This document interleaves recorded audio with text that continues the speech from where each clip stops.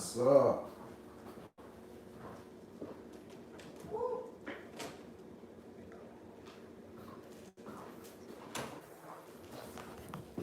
Yo.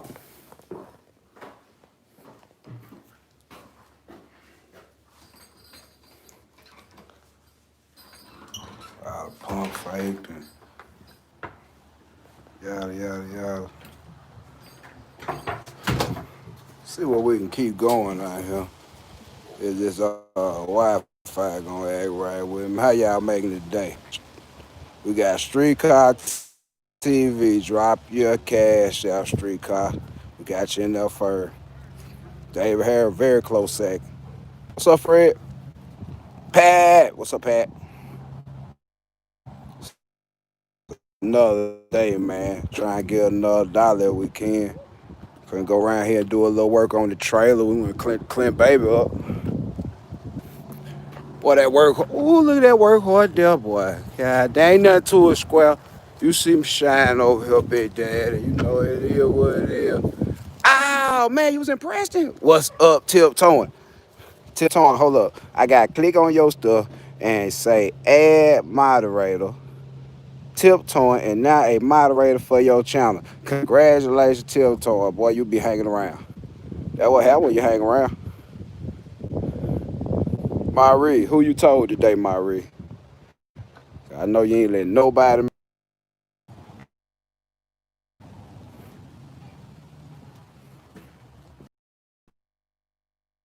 Yeah, tiptoeing say he started taking off for the weekend. Congratulations. I do know. But what I want to talk to y'all today about just for a short amount of time. We ain't gonna stay too long, maybe 20, 30 minutes. We're gonna talk about this. Over the road, air pumped out the tank, diesel fuel that you buying that woman. I know a lot of folks be like diesel is diesel. They got biodiesel, they got regular diesel, they got mixed diesel, they got all type of diesel. Diesel, all that shit burn. But I would tell you this. Hey, DD, just in my experience with those Dodges out there, man, 5'9", you tell the difference. 6'7", you definitely tell the difference. But what I came here to talk about today was the additives in which the fuel companies and the fuel producers add in the wintertime to stop fuel from gelling, freezing, and things it does because, you know, diesel does have a water content. That's why, hence, we have a water separator, water fuel separator. Okay, now, from my experience over the road, I'm going to tell you this. Straight diesel, not B10, not B20, not none of that. That straight diesel that comes out, it look like pre-mixed gasoline. It come out a little blue. That's the best shit running in your motor right now. Oil burn truck, burning oil. It look like diesel fuel with a little bit of pre-mixed oil in it. That's gonna be your best running diesel fuel. Gonna get you the best mileage and all that. But what happens when you change seasons and they change the mix on these certain fuels? Things start to happen. That's what's up. That was up. And like I said, as they change the mix on it, what it tends to do is they try and offset mixing in the additives to make it not freeze, which would be paraffin wax and a couple of more items. But they try and actually keep from thickening up the mix by diluting the diesel and quite possibly, you know, adding, you know what I'm saying, some more cetane in it to make up for what they took in it. Yes, tiptoeing, I have tried Hot Shot Secret. I've tried it in the fuel system before. It works pretty good. Hot Shot Secret is really good for stiction. Um, as far as the fuel and the oil and everything like that, I haven't tried the oil yet, but I do recommend it for Ford owners. Uh, with the oil and the diesel, I do recommend that. Now, Ford say don't put nothing in it, but I'm gonna tell you like this: diesel has lost the lubricity that it had in the past. We got biodiesel. I won't talk on that for a minute. You'll pull up to the pump sometime. You'll see diesel, green sticker on there says B10, B5, B20. Some I think B20 about the most I've seen. B18 and all that. And that's the ratio of ethanol or the additives that they use to add to the actual diesel to stretch it out. Now, if you from the street, they call that water whipping, which you know is really some bullshit. If you from the street, give me a thumbs up. You know anything about the game. When they get the water whipping, it ain't the same as that straight cut. That straight cut, now that straight drop as they call it, that's that diesel. Then you got that B20, that's that cut like that B12. And then you got that B20 with the paraffin wax in it from for the wintertime, and that's that straight up water whip. That's that ain't gonna keep the tents on it by the time you make it to the house. It come you picked up 28 and made to the house with 21. That's what B20 and the paraffin wax for the wintertime is. So like I say, you really certain places if you run it, you can't avoid it. But these are some things I can tell you to do to prolong the life of the pumps on your truck. And this is something you can't not do and think them pumps gonna last and all that stuff. Because what's happening is when they add the wax to the diesel, at the point at which diesel normally freezes, it will stop it from freezing. It will stop it from gelling up to a certain extent. And what you want to know is that that stuff in there is rated for a certain temperature, which I have no idea what it is, but it's pretty cold. But you got to think about wind chill when you're doing stuff like what we're doing. The fuel tanks, the fuel filters, the water oil, the water fuel separator, all that stuff is exposed to the atmosphere and ambient air underneath your truck. Thumbs up if you know that that diesel tank doesn't have a heater on it on most trucks. You know what I'm saying? The DEF tank, it does have a heater in it because that's mostly all water and they gotta keep it up to temperature, keep it from freezing. So it does have a heater in it for the DEF. But for the fuel, running 60 miles an hour on a 20-degree day, you creating a wind chill factor. And with it being created, if you per se keep the truck moving with a pretty good amount of diesel, and I say a half a tank or more, you won't see any problems. But what will happen is when the tank under your truck get bombarded with all that cold air and slush and all that stuff. Happy Sunday, brother C4. When it gets bombarded by all that super cold air, that fuel will try and gel while it's flowing. If you know you've been in some really, really cold places, you've seen big rigs sit there and idle in gel fuel. It can happen. You know what I'm saying? And what you want to do, like I say, is keep a proper amount of diesel in the truck that you can, over half a tank, just to keep that stuff sloshing around, keep it mobile in the tank, and that's going to help you a lot. But what I want to tell you about this truck, your truck, it doesn't matter if it's a Ford, GM, Chevy, whatever, Dodge, if it has a water and fuel separator and a fuel filter, as most of these trucks do, you're going to want to be mindful about this wintertime diesel and your maintenance interval. Like I said, if you're doing a prepaid maintenance with a company or something like that and they tell you you got to stay out there 15,000 miles or till the counter gets down to zero and come in, take it upon yourself. Put a couple of fuel filters, fuel water separators in the truck with you. Feel free to change them when you feel like changing them before that 15,000 miles. Because what I'm going to tell you is absolutely true. And people that have, especially 4th gen Dodges that use the Dodge filters, or they may use the Wix or the Fleet Guard filters for fuel filters, they know this. Probably about 20% left in your fuel filter life on your truck, you'll start noticing a slight hesitation in your truck when pulling a load. You won't notice it when it's empty. You won't notice it when the trailer is not loaded. You will notice it going up a hill with a steady state of pull, steady load on the truck. You'll come to find out that the fuel is not being supplied in the right amount of quantity, not pressure, but quantity to maintain the high pressure that the high pressure fuel pump puts out. So if you know diesels, you know fuel pressure equal power. Boost equal power. Fuel pressure and boost equal more power. So if you losing fuel pressure, You have nothing to accelerate that piston to the next cycle, through the next cycle, because your combustion has been basically diminished because of your fuel pressure loss. Okay, so with that being said, your intervals of changing these filters are gonna have to go down. They just gonna have to. To be honest with you, when you leave a filter on that complete recommended time, if you get out and pump diesel and you pump your own gas, you'll notice that that inline pump that pulls, that lift pump that pulls out of the tank in most cases is running a little bit louder than normal. And that's because it's got a little bit more stress on it, because with the paraffin wax flowing through the fuel and water separator, the fuel and water separator only knows that something is passing through there that is not exactly the chemical makeup of what is supposed to pass through this filter, so it starts to catch it. You feel me? That fuel water separator is not smart enough and chemically smart enough to know, it doesn't have a brain that, hey, this molecule is water and this molecule is wax.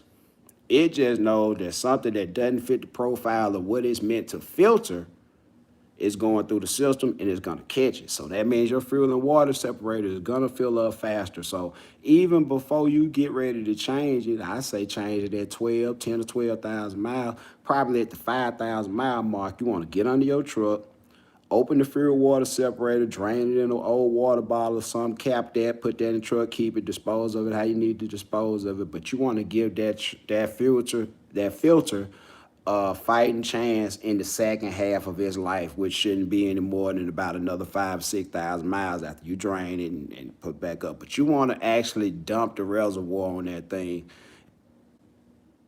while you're on the road or when you come back home at a halfway point. The fast system tiptoeing, I do recommend the fast system, the AirDog system. Basically, you know, some have different followings on the fast and the AirDog for different reasons and everything, but like that. But what that system is really meant to do is not really meant to increase any power. It's meant to make a consistent and pretty much unaerated supply of fuel to the high pressure fuel pump, which is one of the number one killers of high pressure fuel pumps, is the lack of lubricity in the fuel and the fact that you have aerated fuel, which actually contributes to the lack of lubrication of the pump also. So anything you can do to get a constant steady pressure, a constant steady volume and supply of fuel to that pump is beneficial. So yeah, for what it costs, it is beneficial, and it does cost less than a high pressure pump. So, preventative maintenance, yeah, I would go with a fast.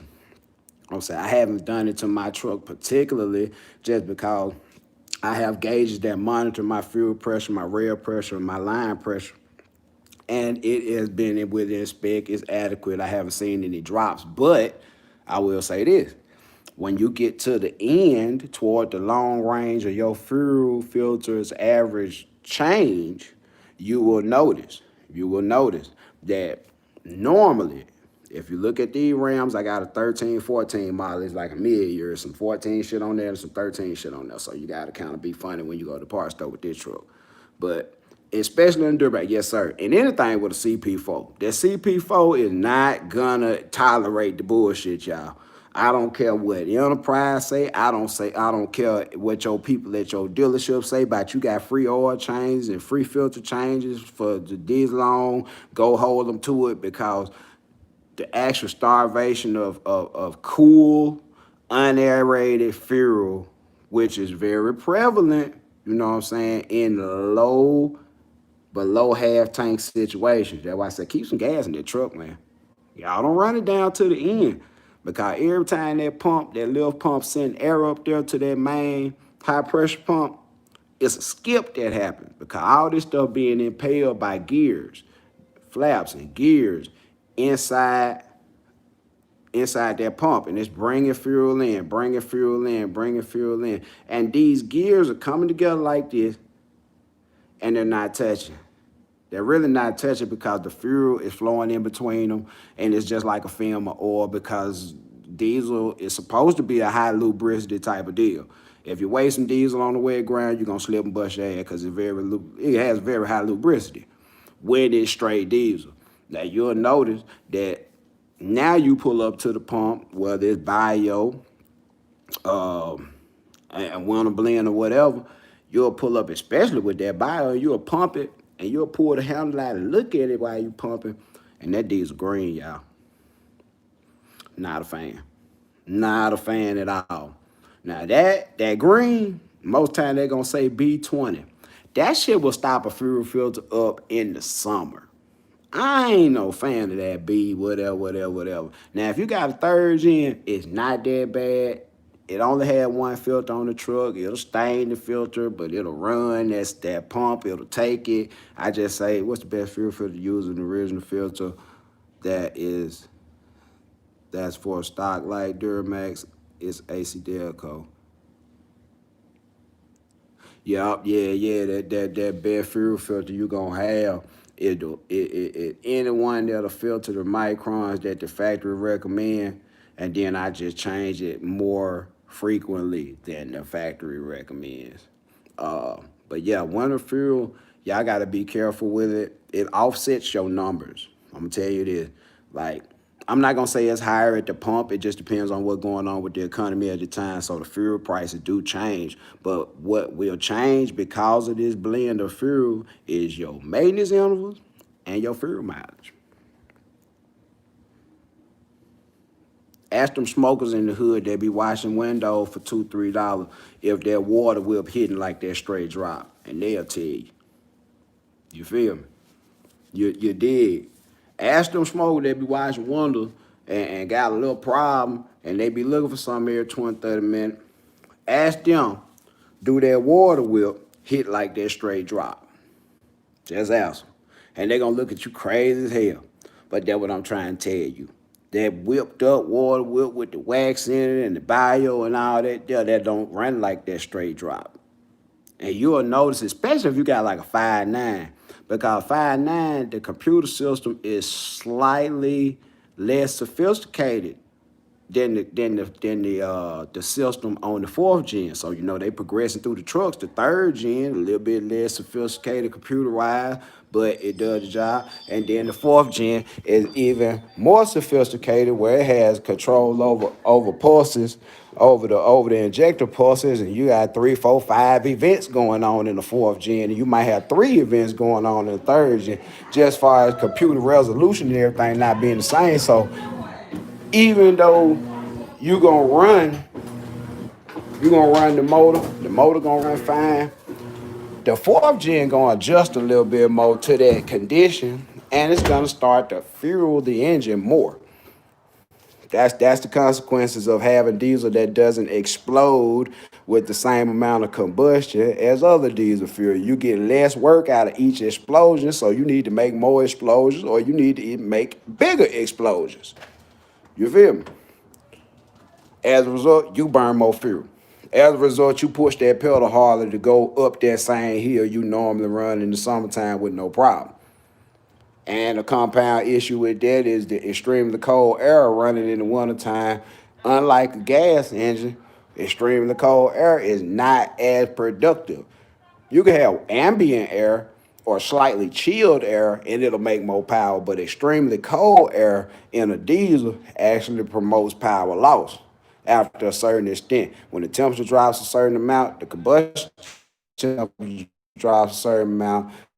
So it's not as ready and willing to fire that next charge as you would think it would be. So, like I say, when you go out, you buy fuel, yes, sir. You say a quarter tank on the 52 gallon on it, yes, sir. Yes, sir. I mean, to be honest with you, fourth gen Dodges, third gen Dodges, Fords, all these trucks got the same sending units in it, y'all. Let me say that again. In the pump.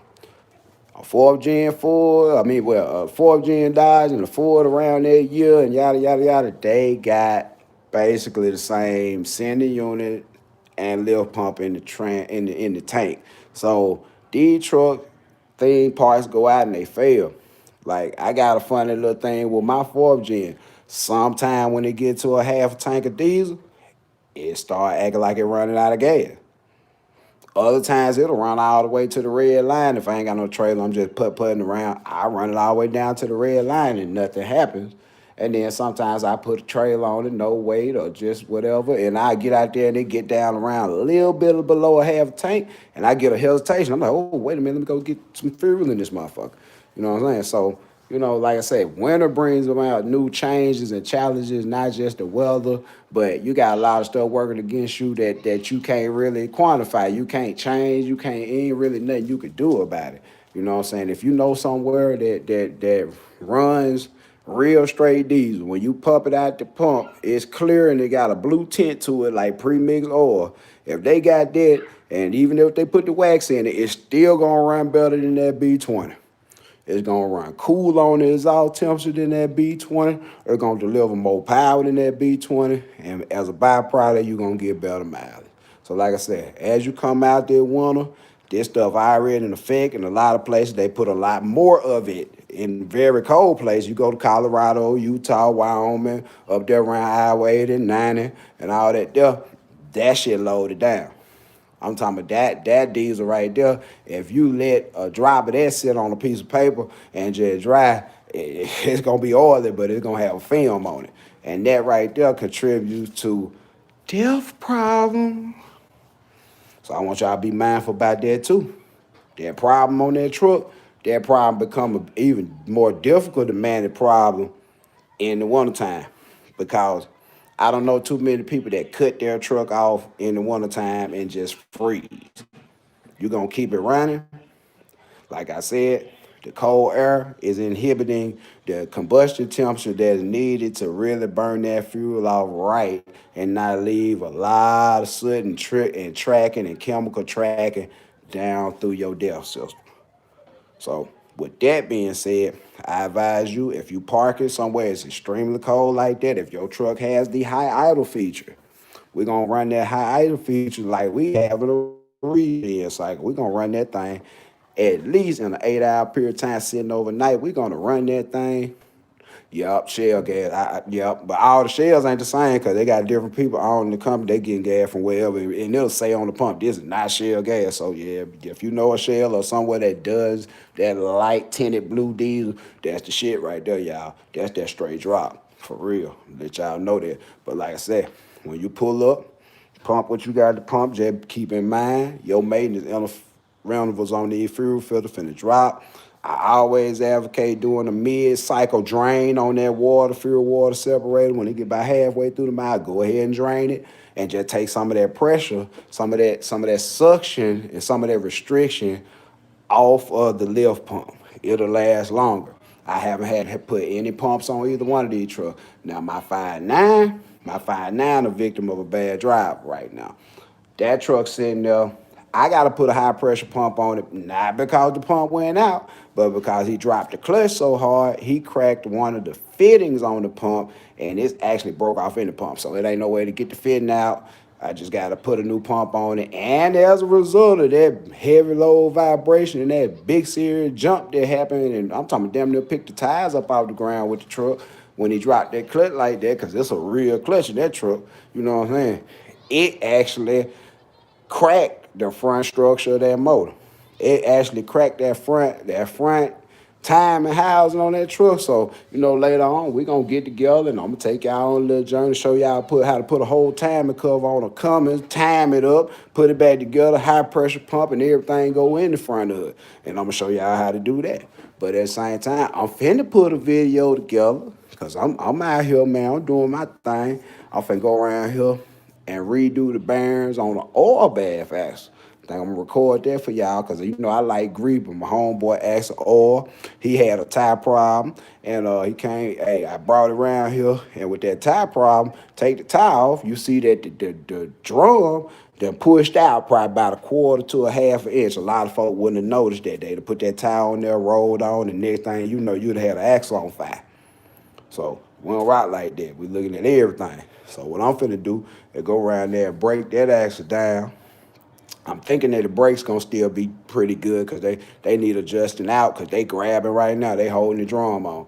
But go around there, you're gonna get to see how to work with the clear sight glasses and with the hub oil, and then I got a little special mix because I'm just not no oil fan. I do semi grease, semi oil for I do all oil, but at the same time, this ain't my trailer. I'm gonna put it back like it was, but I'm gonna show y'all some things where you can look for it, and then we're gonna look at the tool game and just know that it takes a tool to do all this shit. You know what I'm saying? It takes a real tool, and the right tools gonna make the job faster and easier. But like I said, with the fuel filter, y'all be cautious about the fuel in the country during the wintertime. When you pull up, pump, you know it. Hey, fill that truck up. Don't even play with it. You know how sometimes people just put enough diesel, go where they going, and spend the night. Now fill the truck up. If you run up on a spot that got that clear with that blue tint to it, ooh, that straight drop fill that one all the way up. You feel me? Fill it up because you as you go into different parts of the country, the weather change on you as you drive. You start to pull up on some stuff that shit look like Mountain Dew, y'all. It really a damn shame. I'm be honest with you, it really a shame. That shit look like Mountain Dew you pumping in your truck. And I'm talking about it look thick. It don't look like blip blip blip Mountain Dew. Nah, this shit look like some shit you swim in. I ain't no fan, y'all. But like I said, man, just stay diligent on your services. When you get by halfway through your filter maintenance cycle, go ahead, get up under there, drain that filter. I mean, right about now, anything you could do in the winter time to just keep everything copacetic is good because you don't want to be on the side of the road when it's 20 degrees out and that truck won't run because it ain't got no fuel pressure. You know what I'm saying? Hey, what's up? What's up? What's up? What's up? All right, Colin. Hey, man, appreciate you joining the live. We talked a little bit about diesel fuel for the winter, man, the paraffin additives, the difference between that water whip, that straight drop, and that in between. Oh, you know what I'm saying? If you talking about some grad, we going from the Reggie to the mid to the loud. You know what I'm saying? So you got that Reggie. That red with that B20 look green, you know what I'm saying? In the wintertime is extra thick. Then you got that mid grade, that's that B20 every day. That's that shit that look green all the time, no matter when you buy it or whatever, it's still looking green. Look. And then you got that loud. You got that loud. When you got that loud, you dealing with that clear with that blue tint on it. Raymond Kelly. Raymond Kelly, you back in here like a beast with that super chat, man. Appreciate you, man. I always love good to see you up in here. And like I said, another just nice little run of tips that you know more people ain't gonna tell you because like I said, they don't know. Zaza, hey. Sometimes people don't keep trust long enough to see some of the stuff I've seen. Let's see. Let me spin this around. Let's see. Look at that. Them two truck right there. Them two truck right there together got 750,000 miles on it. I'm gonna say that again. That '06 diagram and that 14 diagram got 750,000 miles on together. So if I don't know nothing else about what nothing else do, and hey, add this to that. Except on the diagram 2500 '06, because I had a drive in there for a while. And a little bit of time on the 14, I had a drive in there. But out of 750,000 miles, I ran 700,000 of them, y'all. Now, ooh, my ass. Well, tell me where you at, and I can tell you what you finna see on the right hand of the highway where you coming up, and I ain't talked to you but 5 minutes. I ain't heard nothing in the background. I can tell you what you finna see on the side of the highway damn near anywhere in this country because I done ran almost 1,000,000 miles. 3 years. I was at 2 years and some change. Almost 1,000,000 miles. Over 700 drops. 700 of them, over 700 of them. I'm approaching 1,000. Y'all know what I told y'all about that money factor. It's to the point where 1,000 move for $1,000. We're going to do that math every day and stand on it. 1,000 move at $1,000. That's $1,000,000 growth. How much did you get to keep? That's the only thing we worry about, y'all. All that other shit they talking about, all that what I did that week, all that what we made, fuck that. If what you kept gonna be different when you come home and everybody mad at you and you pissed off at yourself and you come home and take you a few days out and enjoy your family and have you some money to do so.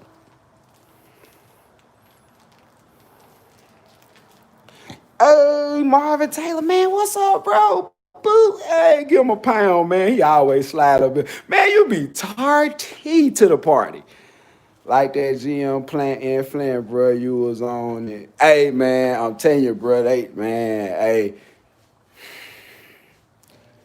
I've been up there. I've been a lot of places, bro, and I be astonished to see how some of these places done fell off. I hate to say it like that. What's your average mile per week? When I get out at work, I ain't got no destination, and it takes about you do about 600 in a day, and I might come back Saturday morning. High side 32, 33, low side 18 to 2200, average in the middle about 25. Bottle transmission fluid keeps that fuel loop. Yes, sir. MD2 transportation. Yes, sir. If y'all go in my playlist, y'all will see that 1,075,000 mile F350. That's what Hector been doing. Since I think Hector changed his high pressure fuel pump at 400,000. Homeboy got that other problem off of there at about 320,000 when it started kicking his ass and he couldn't take it no more. He got that shit up off of there. And I'm gonna tell you, that's the reason that truck got 1.075 million miles on it. That's why that truck got that on there, because he kept them pump lubricated after he found out what killed him. Them extended fuel filter change. And running that BS fuel when you ain't got no choice and you ain't got nothing to put in it. A lot of hot shot secret stuff. I would try that, you know what I'm saying? Because I have tried that on the I think that's Diesel Clean. It's got Cummins on the bottle, it's approved. I ran that. But what I will say about the additives, I'm gonna say this. Most additives aren't to be ran every day, but most additives can be ran every day. But what I want you to encourage you to do is wait till about the second half of your filter cycle before you drop that additive in there. Especially if you got a fourth gen Dodge. I'm telling you, we got some, I don't know if they the best or the worst, but we got some of the best or the worst water and fuel separators in the game. I'm gonna tell you that.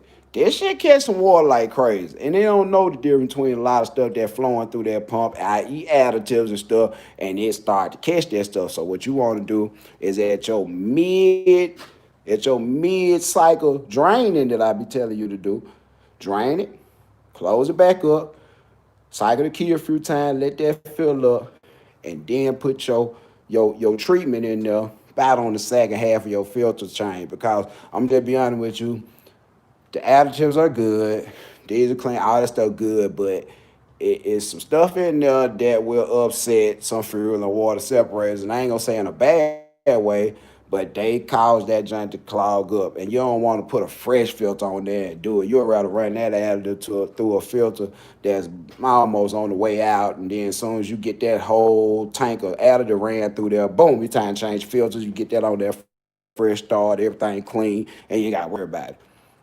That makes sense? You don't want to jack up no new filters. You know, them shit's high, you know. But at the same time, like I said, it really ain't no big problem. You just gotta be aware of what the truck was designed to do. These trucks were designed to burn diesel. If you got that DEF system on there, it was made to clean the emissions out burning diesel.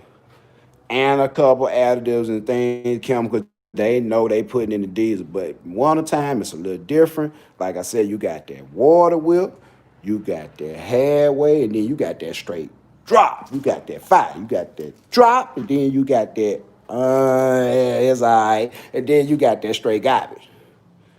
And them your choices right now.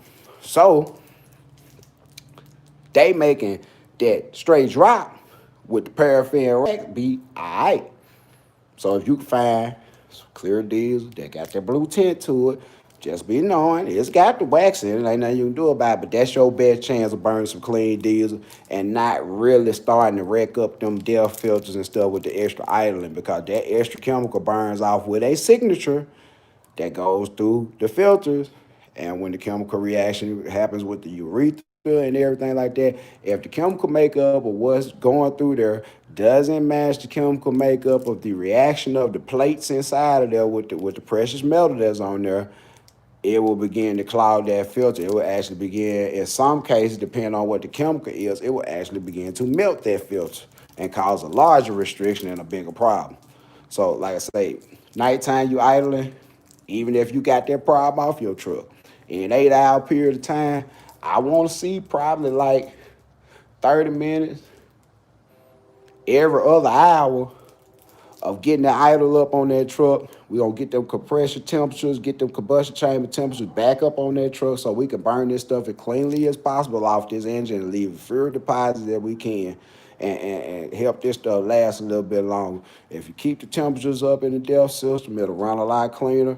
If you keep the temperatures up in the cylinder, you'll have less ring wash during idle. You'll have less soot production during idle. And also, you'll have one of the biggest kill secrets that'll happen by people that know how engines actually work. If anybody on here, we're gonna do a trivia right quick. Cause I know that might stump up some people.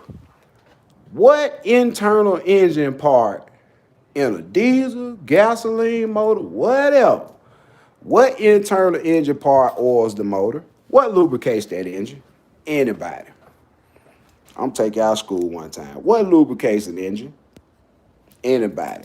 Ain't no wrong answers. I'm just gonna tell you what it is, but ain't no wrong answer. Anybody type up in there. What lubricates your engine? And I can 100% Fred the heads. Nah, go a little lower, baby. What lubricates the engine?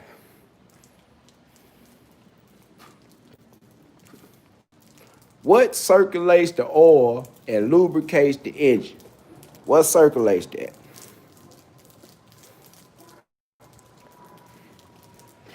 Anybody. What engine part circulates? Fred North, oil pump. Tony Horton, oil pump. Anybody else?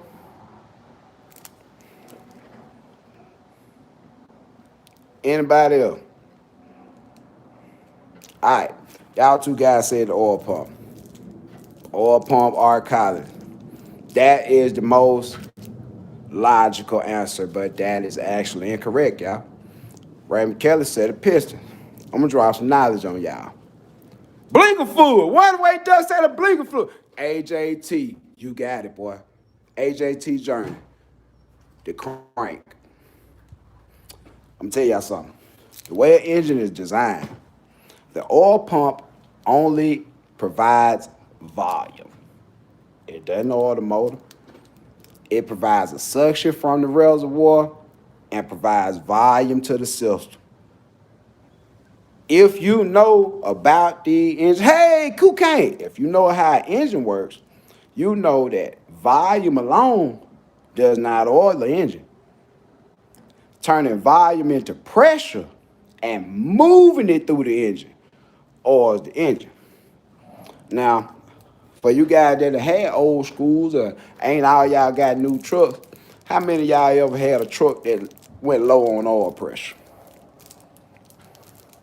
Oh, we going school day. Tiptoeing, you so right. How many of y'all ever had a truck? How many ever had a truck go low in oil pressure? Or had a friend that had a car or something that all of a sudden after you ran it for a while, oil pressure started dropping off, and they say put oil pump in.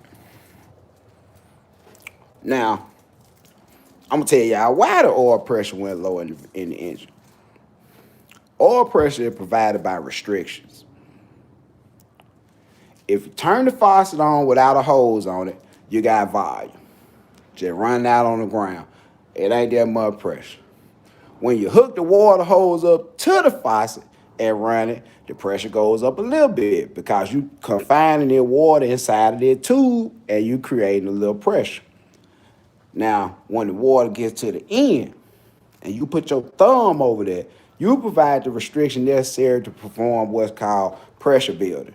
You build pressure. So in the engine, when the oil pump initiates the circulation of the oil through the main gallery, and that volume of oil comes down to the crankshaft bearing, the cam bearing, it's met by a oil restriction, a oil hole that's smaller than the passage it came out of. Directly after getting to that oil hole, it's poured or forced, pressurized inside of the clearance of the bearings. That's a restriction because now this oil has to ooze out the side of the bearings while providing a low bearing film in between that bearing and the part. So you see where your pressure come in there because of the restrictions in your engine that's set up by the clearances in your engine. We're gonna go to school today, y'all. I ain't become no master technician, spend all that time in school fucking around. I really didn't. I really didn't. So stick with me. I ain't gonna tell you nothing wrong. Now, when this oil is under pressure, now it's created pressure because it's being squeezed between a gap. As it's being squeezed between those main bearings and the pressure makes it ooze out the side of this spinning crankshaft, what happens? It gets slung everywhere. It gets slung around the inside of it. Told Pickett said first, baby, you tardy for the party. Hey, you tardy for the party. But yeah, just a little engine 101 on oil pressure and how oil pressure is not supplied by the oil pump. Its volume is supplied by the oil pump. So like I said, if you've had an engine that lost oil pressure, it's not because the oil pump per se went out. Now, the suction tube, if it has an O-ring, that O-ring can fail and it'll suck air and you'll lose oil pressure. But in some cases, if you can stop that engine fast enough, when it loses oil pressure, you put that O-ring back in there and the oil pressure will come back. But when the clearance is changed in the engine, when that oil comes out that main gallery and comes down to that main bearing, and it gets squeezed through that oil restriction and it hits the bearing, and the bearing's supposed to have 0.025 thousandths or 25 thousandths of clearance, and it has 45 thousandths of clearance. Now the oil simply just comes out the hole, runs around the bearing, and comes out. It doesn't have a restriction enough to create pressure to create the film that it rides on. Therefore, you have a ride knot. A ride knot. That's what a ride knot come from, people. Piston slap. All this stuff is opening up of clearances. So when you get a low pressure oil situation, the old school cat will be like, man, just put a high volume oil pump on it because it increases the volume. Hopefully it gets down to the restriction, and still with that increased volume will actually increase the pressure and put it back where it used to be. It'll never be higher than it was, but it may be back where it used to be. And sometimes when the clearances have opened up too far, you have to put new mains, turn the crane, new rod bearings and all that, and you lose an engine. But like I said, all this stuff is paramount. That's why I say you watch your oil change intervals, you watch your fuel filter intervals with this garbage fuel. Like I said, you got your straight drop that's gonna be clear with a light blue tint. You got that B10, B20, that biodiesel that's gonna be a light shade of green. I don't like it. And then you got the Wonder blend of both. And you can't get around it right now. They're putting it in there because they do not want this stuff to freeze. It's colder underground than it is on top of the ground. So this gas is underground. This diesel is underground. So they're going to add the wax. There's nothing you can do about it. But what I want you to do, like I said, be more diligent with your filter changes. Halfway through your interval, you need to drain those filters. Drain them. And get that fuel filter a chance to drop some of that capacity in that water separator and get that lift pump a better chance, and you'll see that your CP4 will outlast a lot of stuff on your truck. All these trucks got original pumps on them. That don't mean nothing, but the maintenance, it give you a peace of mind to know even if I get some screwed up diesel and this thing just goes to shit and I lose a high pressure pump or a lift pump or something like that, it's not going to be because of lack of attention. It's not going to be because of lack of maintenance. It just be what happens.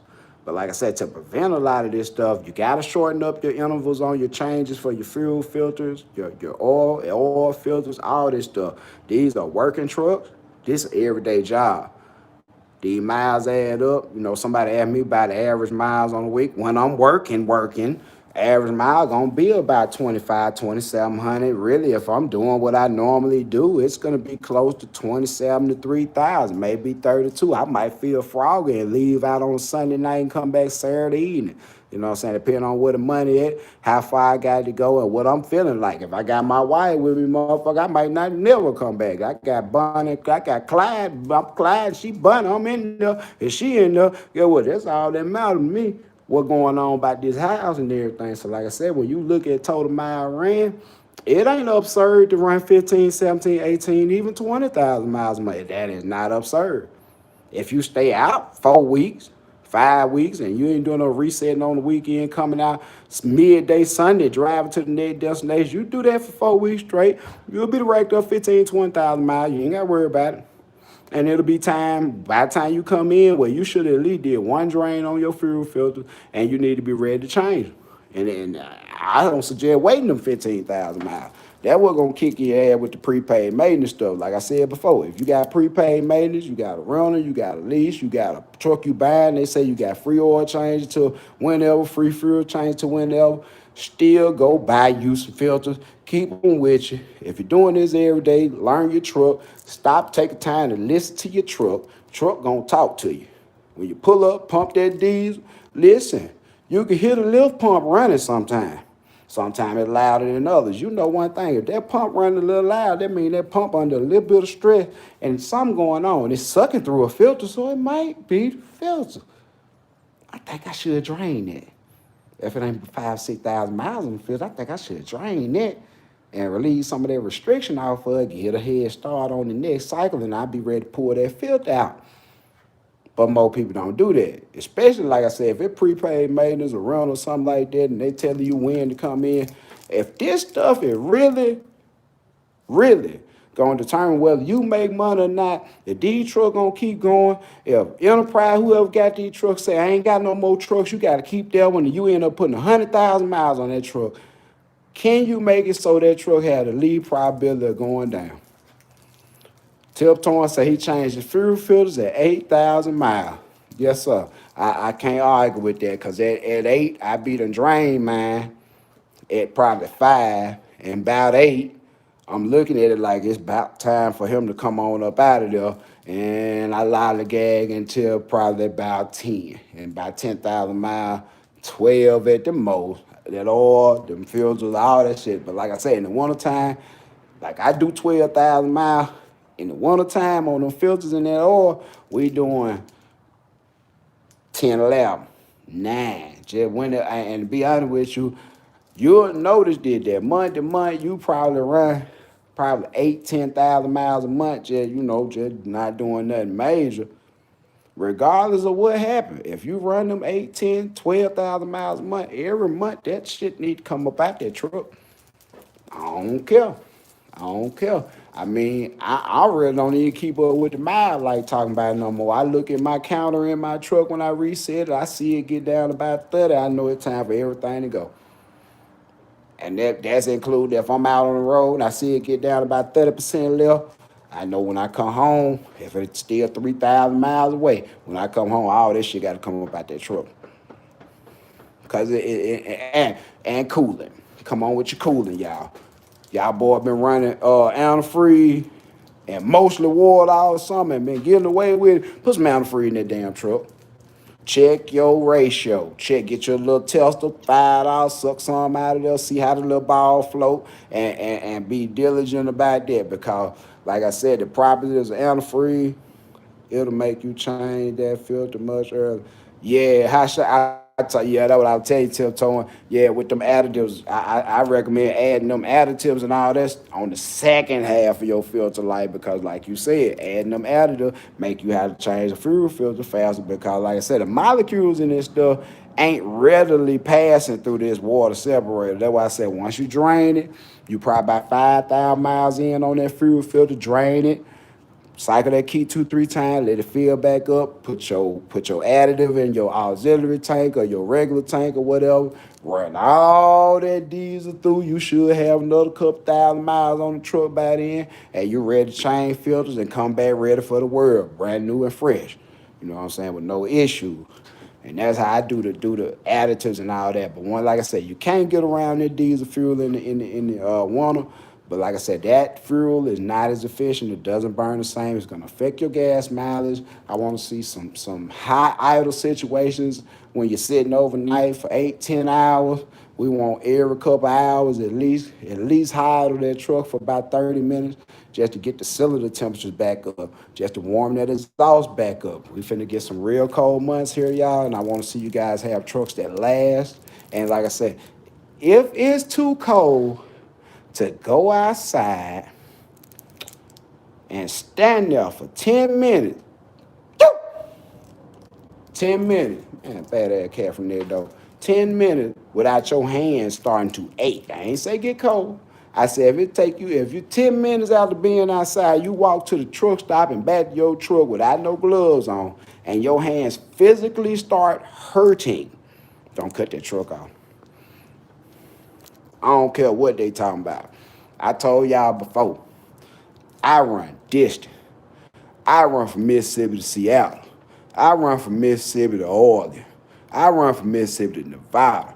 I run Mississippi to Maine, goddammit. I run Mississippi to New York. I run Mississippi to North Dakota. I run Mississippi to Montana. I run Mississippi to Wyoming. I run Mississippi to Oklahoma. I don't cut that motherfucking truck off. Don't be no damn fool out here in the wintertime now. I'm just be honest with y'all. Don't be crazy now. Don't be no damn fool. Because one of the heaviest work systems in the wintertime that y'all probably wouldn't realize on that truck is the electrical system. You know what I'm saying? Y'all do, hey, you do what you want to do. You can have your voltage sitting up there running at 14, it's 13, 13.5. Cut that truck off and one of them battery got dead said, you'll see that you should let that alternator do its job. And that's just real. And I'm be honest with you, that's saving on a starter. I'm just be honest with you, that's saving a starter. The truck meant to run. If you can keep cylinder temperatures up, and like I said, people be talking about idling is wearing the cylinders out and all that. What we just went over about this oiling system, y'all, let's recap. What oil that motor, y'all? What oil that motor? It ain't the oil pump. We went over there. It's the crankshaft. So the crankshaft oil the motor by providing pressure with a restriction, and all this oil that oozing out these bearings and stuff is landing on this crankshaft and it's spinning. Do you think that 500 revolutions per minute is not enough to slang oil around the inside of that engine?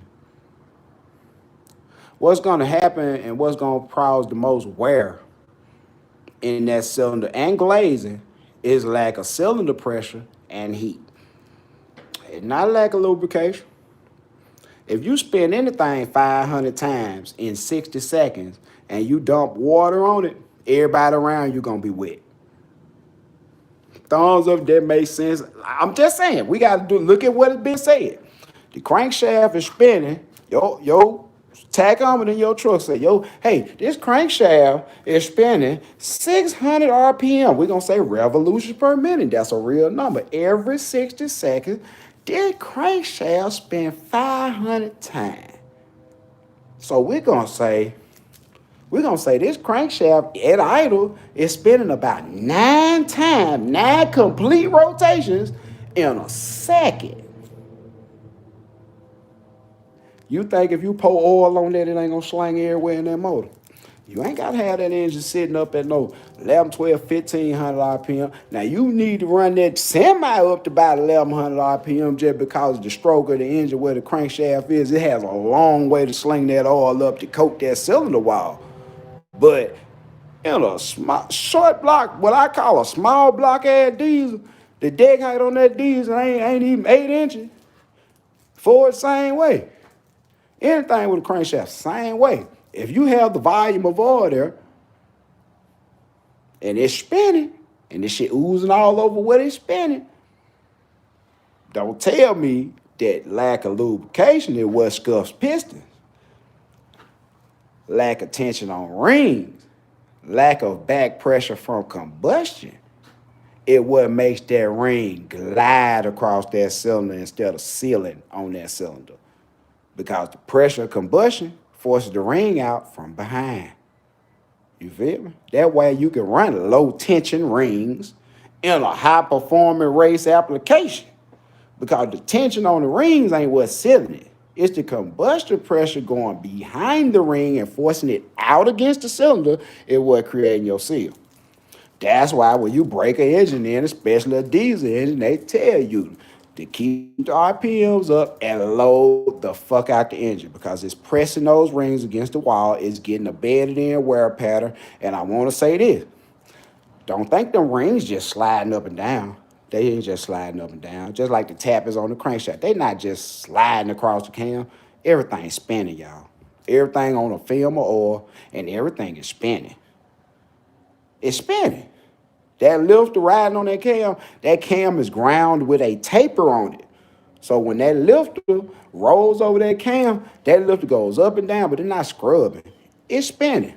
And when your lifter stops spinning, if you know old school V8s, that's when you wipe a cam. You wipe the load out the cam. Too much friction in one place is not dividing the load. So like I said, in these engines, you gotta understand what's going on. And then you can know how to protect yourself from things that come up and people say certain stuff and you'll look at them and you'll be like, okay, well, you don't know that much about engine dynamics.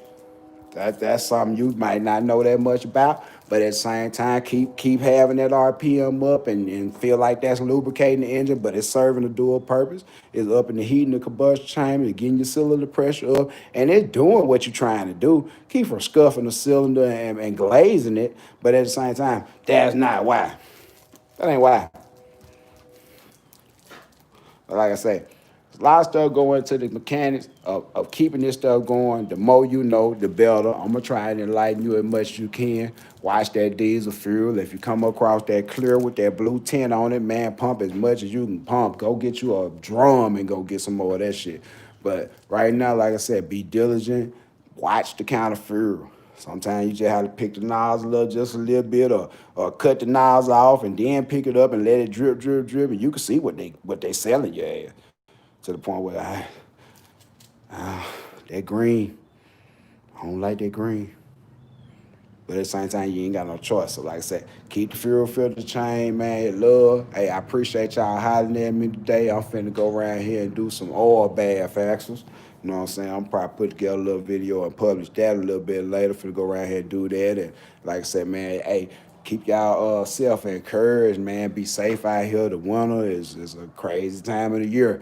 More accidents happening, and like I said, weather is retarded. I'm praying for everybody on the coast, Alabama, Louisiana, Mississippi, Florida, all y'all folk, man, because I came through there, and that storm came through here. So, you know what I'm saying? I'm going to be honest with you. There was some real shit going on, and I'm going to say this, too. If you can't find a way to help your fellow man, leave that motherfucker alone. I'm going to say this again. If you can't find out how to help your fellow man, I don't care what you're doing. It could be hot shotting, it could be disaster relief, it could be shit, just whatever you do.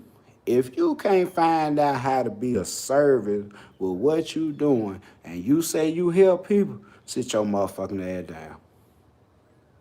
Because it get to the point where I seen this shit personally where people realize taking advantage of people right now just because they in a hard spot and they got hit by these storms and this disaster shit. I was at Harbor Freight today and watched a guy came in there and bought 8 6,500 watt generators. Talking he buying them for family. But little did they know he finna ease his ass over there in that game now. You can't knock it. Can't knock it. He finna ease his ass over there to Alabama with the generator and the gas cans and all that stuff. And he finna pull up on the side of the road and get them off. He gonna get them off. But that ain't the problem. Making a profit ain't the problem. Because you brought something that they didn't have over there. The problem come in here when you pay $400-500 for these and you want $900,000 for them when you get over there just cause folks doing bad, and it ain't but 100 miles. Thumbs up if you know that bullshit gonna bite you in your ass in the end. I'm just saying. And I'm telling y'all this for somebody that be out here and know that stacking these blessings up really gonna pay off now. Every time I leave this house and I pull up Pump Fuel, I feed somebody. I don't know these people. White, black, Mexican, cut. If you say you're hungry around me, bitch, we finna eat. I can't stand to see it. But at the same time, that come from your heart. But when you come from a place of greed, I just want you to know, God don't get no joy out of it. We ain't finna preach.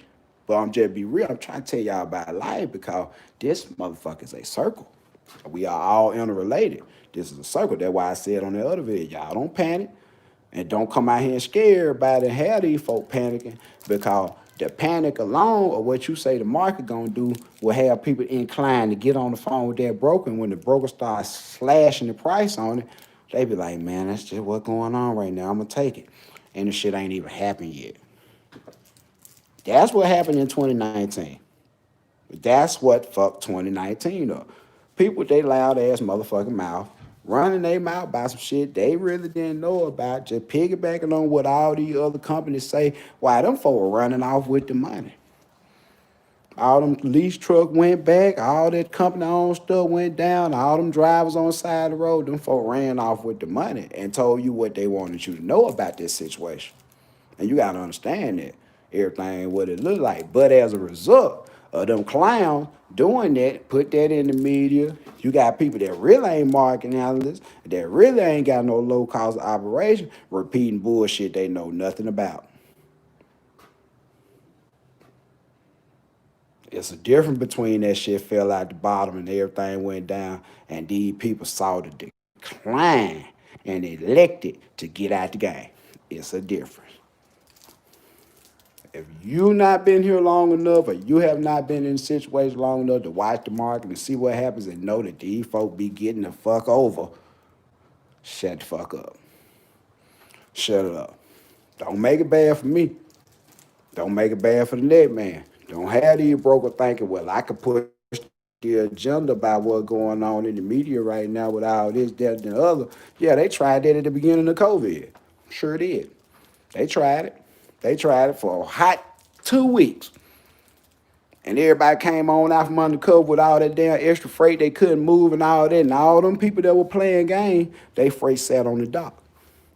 Because these folks realized it was an abundance and an overflow, it was an overage, and there was some people that were supposed to been toting this shit that no longer was in the game, and they had to move it. They wasn't worried about the profit percentage because that was an overage. That was some stuff they didn't even have on their plate no way. Whatever they made was cool. And like I said before, you gonna see some shit on that channel. I like to show y'all shit so you can see shit. But the main objective to come here fucking with me is so you can learn how to see through some shit. Don't let these folks play you for your head every time. Not every time, goddamn. Every time. Every time they say something, you just gonna roll with it. Every time there's a speculation about something, you just gonna fly with that. My money don't go like that. My money don't go like that, y'all. On the whims of what they talking about, what might happen. I know my low cost operation, my low overhead, kicking the ass out of whatever they talking about. And when they get through talking, I'm gonna ride around and I'm gonna get it. And I'm gonna ride around and I'm gonna get it. Cause get what? At the end, when they get through talking, this shit still gotta move. And that's the last thing I'm gonna leave with y'all. When a motherfucker get through talking, when a motherfucker get through saying all this scary ass shit, the who we what gonna happen, when Master gonna give us some more money, all that old shit right there. Yeah, man, that shit that bells on the call hell. All that there. All that talk right there, that speculation talk, get what? Cold hard fact numbers, the trend, and what you got going on personally in your business gonna see you through all that shit. At the end of the day, I invite whoever on here that new. If you like fucking with somebody, they gonna be honest with you, no matter if it's good, bad. I'm gonna tell you what you need to know. Hit the subscribe button. Fuck with me. Hey, on the lives and all that. And we gotta go back. I gotta go back and see who the first man on the live was today. Streetcar TV. And Street Out TV, you hard headed. You still on here? Where your cash app at, brother? Because that's what we do on these lives. First man, first woman, get on here and comment, thumbs up, yada, yada, yada. You get dinner, breakfast, lunch on the Haven. That's what we do. Because here's what? I'm freely giving y'all something. I know somebody, we ain't gonna call no name. Y'all can call their name, but I know somebody that gonna charge you $6,000. $6,000 for the shit you come right here. Couple more other plays dealing with. I know a motherfucker charge $6,000. $6,000. Fuck that $40 one consultation fee. $6,000. And he sold that package over and over and over and over and over. And that motherfucker still up there where you click on it over and over and over. That motherfucker went and bought a Wraith off y'all money. He got some little $1,200 package for y'all that ain't got that money flowing like that. He got a little $2,500, got a little $600 package and build you up to the next one, and you go to the next one and go to the next one. And since you ain't bought a $6,000 package at first, you're gonna be out about $9,000 when you get through all these motherfucking webinars and these folks spend $6,000 call crying to me like a goddamn baby and can't even call talk to the man that got their money. Motherfucker out of Georgia, y'all know what it is. Y'all know what it is. Like I said, I deal with this on a constant. I deal with this shit on a constant. I get numerous calls every day. All of them ain't related to what happened. But for those that have made those errors in judgment and call me after the fact, my first thing I do on the phone, anybody been on here? No. When you get on the phone with me, we finna do, let me get your name, you know what I'm saying, your city, your state, what you got going on, what you came up with, what the play is, what the plan is, and we gonna work it. And we gonna work it. That's how we crank up the conversation on these consultations, because one thing about it, I can't address your situation if I don't know your situation. These people with these webinar don't know your situation. They know generalized situations that don't apply to everybody. And get what? Everybody origin city, everybody equipment, knowledge on this, education on the mechanics of all this stuff that's going on. It creates a different profile when you come to me and say, hey man, this is what I'm doing, this is what I got going on, this how I'm gonna make it happen, and what you see. And we're gonna run it back. We're gonna go through all the detail. And I done had a couple folk that genuinely, I'm talking about for real, I can tell, they genuinely watched that channel. Called me in the last few weeks. They genuinely watched it. They soaking up the game. They getting that shit together. And they gonna run past a lot of motherfuckers that's already out here. Hey man, Shadow, hey look, bro, I'm here, man. $ JBUTLER 357. Leave your number in the 4 line, bro. And it is what it is. We gonna call, and like I said, it ain't consolation, it's consultation. So, like I said, in the grand scheme of things, man, a lot of times it ain't so much of what you got planned or how you gonna execute it. Sometimes you just need a little bit of what they call confirmation about some stuff. Because anytime you're going into something you've never done before, you can watch, you can read, you can look up, you can do all that. But it's nothing quite like sitting there beside somebody that done did it and being able to ask the questions that nobody get to hear, because there ain't no dumb questions. You get to ask the questions you always wanted to put in the comments, but you ain't want nobody to ridicule you on these forums and all that old stuff like that. A lot of stuff you look at in videos that I done posted, others have posted, that left you with more questions than answers. I try not to do that to y'all, but sometimes you got more questions than answers. And like I said, sometimes you just need to be enlightened about what you have been programmed and listened to for so long and basically been drinking that fucked up Kool-Aid, like I say, and it got misled, and you going down a path. And I love, like I said, I love to see y'all call. I love to see y'all come in with the cash app and everything like that. It ain't about the money. It's about my time. Now my time worth that $40. It really worth more than that. I want to go up, but I still want just. I just want to help for. I ain't got my ass on there because the same $40 I be getting, 140, 160, 180, $200 a day. Get what? I turn around and give it away in 3 days right here. I turn around and just hand it out at the Fury Island when I go to the Pilot Flying J and they in these hood people or whatever they is, they down there, they need something or whatever. I be getting y'all money, them folks. I work for my money. I just want to help some people. But at the same time, that money right there, I be getting that money away. I send my mom some of that money or something like that. I don't just be tripping about that because the truck ain't paying for everything. You ain't doing it right. If the truck ain't making a way for me to come over here and make this stuff look good and appealing, and I can put some videos together without no extreme subscriber support or nothing like that, doing it just because I want to do it, because I want to help you, because I want to be a service, I don't see nothing wrong with it. And whatever blessing come my way behind blessing some of y'all, I appreciate it. And get what? I pass that shit right on back out. You gotta perpetuate these blessings, cause like I said, it's a circle. It ain't no manipulation of the system, but you gotta have knowledge of what the system is. It's to the point, this is a circle. Keep throwing bullshit in the air, it'll boomerang back on your head, now holler if you hear me. For real. So that been me. That been me in the street. I was doing some of the most fucked up shit you can do in the street. But guess what? I was fail. I will always fail. I will always fail, man. I will always generous. I will always had the utmost customer service. And one thing about it, I treat people like people. You use money. You don't use people, y'all. And that's what the fucked up part about all this stuff is when it comes down to people misleading you, people trying to sell you something all the goddamn time, and motherfucker trying to get you to give them just as much money as it costs to buy a fucking trailer to learn something that you can readily do if you research.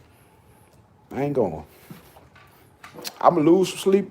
I'ma lose some sleep before I leave this world about a lot of shit. But it ain't gonna be that. It ain't gonna be that, y'all. So like I said, when I come to y'all, man, y'all just roll with me, man. Like I said, the channel ain't gonna be super organized. I feel like talking about something. I said, man, I'm out here cold today. I'm gonna talk about that one of these because they selling bullshit and you ain't got no choice but to work with it and get your equipment to work with it. So I said, I'm gonna bring that to y'all, you know, so because I fuck with y'all. I don't want y'all to be out here running 15,000 miles on a fuel filter and wonder why you need a CP3 before you get past 50,000 miles or a CP4. And that look, hey Raymond, I appreciate y'all, man. Y'all be blessing me. Them 999 you dropped on that super chat, get what? They're gonna feed somebody tonight. And it ain't gonna be on there live and it ain't gonna be in my house. I'm going right back up there to that Stoker. I seen a dude when I was up there a little while ago, and we gonna get it on like that. We gonna take this dude, what they call that place? What they call that place?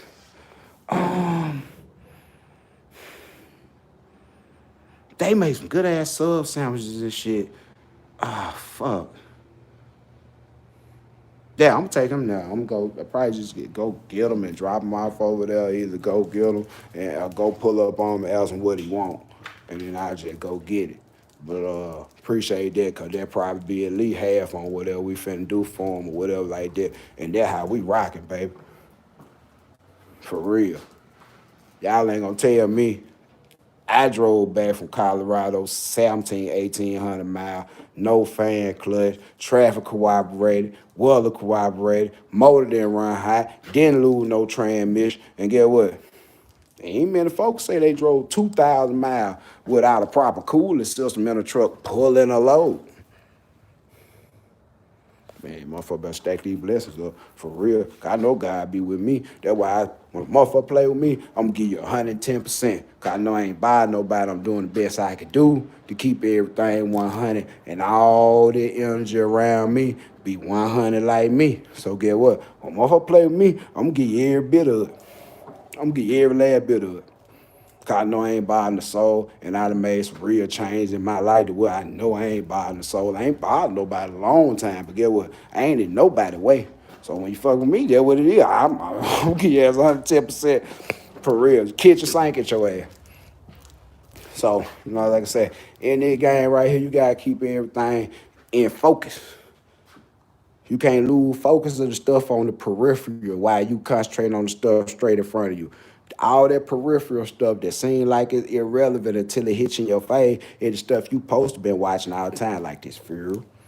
their fuel mileage, their maintenance on their truck, the money that you are spending there, money in that truck, your cost of ownership, your cost per mile. You ain't just looking at the load and dropping the load and getting the paper signed and getting the money. No, you gotta look at all the peripheral stuff that will bring your company, your operation, your truck to its fucking knees. To its knees, man. Like I said, there's a whole lot going on. I said it before. If you don't have a unilateral, if you got a unilateral mind, you cannot multitask your line. Your mind does not move multilaterally. You can train yourself to do it. You can train yourself. Your mind is like any other muscle. You can train yourself to do all this, but you gotta want to learn. You gotta want to put the effort in. You gotta want to learn how to do this well and efficiently, where you could grow a fleet, grow a company, and all that. But it's on you. You can't pay nobody to do all the work and think you're gonna come out shining like new money. Say that again. You can't pay all nobody to do all that work for you. You think you're gonna sit back and just chill out and drive with this and dispatch it there and yada yada yada. When you get down to the bottom line, you ain't gonna have nothing but a bunch of damn write-offs. You ain't have no money. You just have a lot of write-offs. Oh man, at least you can write all that off. Yeah, but you ain't writing off depreciate. You writing off the whole thing. And get what? At the end of it, you ain't got no title. Write off, money in hand. Write off, money in hand. Write off, money. I want money in hand. I make my own goddamn write off. We'll figure out how to do how to spend some money. That ain't the problem. We figure out how to spend some more money. We're trying to figure out how to get some more money. They ain't all that, man. It's gonna be a write off. You write off the shit that's necessary being expensive. And it might be necessary to balance your book. Well, we ain't getting the dick putting in us sideways by nobody with these funk ass empire running and yada yada yada yada yada and trying to justify it by saying, oh, it's a write-off. Write you off a truck you just bought. Write you off a trailer. Make so much money that you look like you got to get them 50,000 and go buy a rig. That way it come in back to remain in control. I'm finna get off this line, y'all. I feel like I'm gonna be touched over on some stuff and got into another way other video worth stuff. But I'm gonna tell you like this. Shit ain't complicated. And as you go, you're gonna learn what you better do and what you ought to do. But more paramount, what you gonna learn? And it gonna cost you money if you ain't willing to listen. It's what you better not do. Certain stuff you better not do it. I'm talking like you grown. You do what the fuck you ought to do. But in the business world, it's certain stuff in a business model. If you trying to grow the business, you better not do it. And they're gonna spank you all across your ass. I'm just telling you. Certain stuff, you're gonna have to buy that sense. I'm trying to keep y'all from buying a whole lot of the sense and just being willing to accept it as a gracious gift and say, hey man, the dude told me and I did the math, I think that worked, and yada yada yada. And I'm roll with that. Take that for what it is, y'all. You'll sleep better at night if you know on one thing. You ducked a lot of the shit that a lot of folk ran into. Everybody getting clotheslined by that same clothesline. You ducked it, you feel a little bit better. Hey, Bucket with Billy Ray. Hey, what's up, Tim? How your birthday weekend went, baby? How that went? Everything been good? My guy turned 60, man. That's a milestone. And he's still trying to turn and earn, baby. Keep them wheels turning and earning. Congratulations, Tim. Like I said, man, you got on here a little bit later. I was really about to sign off, baby. Man, like I said, keep them wheels turned the right side down. Y'all already know what I said about a hater. Y'all already know. Hey, keep it going, Tim. Hey, one thing about it, man. I love to see people that want to do something with themselves. I love to see people that trying to have something in life. Because they want to try and do that too. And them folks that ain't trying to do that, they really in the way. Because at the end of the day, you ain't trying to have nothing in life. You ain't trying to do nothing. You ain't trying to do nothing. And you really in the way. And I got to watch you. Because at the end of the day, you trying to get something for free. You trying to do something, get something without putting no work in. You trying to see how you can ride the coattails and get over. So to the point, like I said, I love to see folk that trying to do something with themselves, putting their money up, trying to have something, even if you ain't going in the hot shot, whatever you doing. I talked to a guy, His wife doing the real estate brokering, and she wanted the freight brokering, and he ready to get a truck, and they doing their thing. They got family kids. I'm so goddamn proud of folk like that. I really am, because there's a whole lot of motherfuckers ain't doing shit in this country. Ain't trying to do shit. I'm talking like ain't even attempting. Some of them ain't even trying to do the regular work thing. They just trying to see how far they can go. And ain't nothing wrong with seeing how far you can go. But don't be costing me money trying to see how far you go. I'm tired of paying for motherfuckers that ain't doing shit. And all of them ain't African American either. We get on over that there. Because get what? A lot of these systems that was invented wasn't even invented for us. We just read some papers and found out how to go fill out and apply for some of this shit. But this shit wasn't meant for us. All this stuff came about by the Great Depression and trying to make the country economy bounce back and yada yada. It wasn't for me. It wasn't for nobody even look like me. So, that one of them things right there. Shit get misconstrued. Folks say a lot of shit, but at the end of the day, them systems wasn't even brought out like that. All this government assistance and welfare and stimulus stipend and little something on your light bill every month stuff. We ain't pioneer that shit.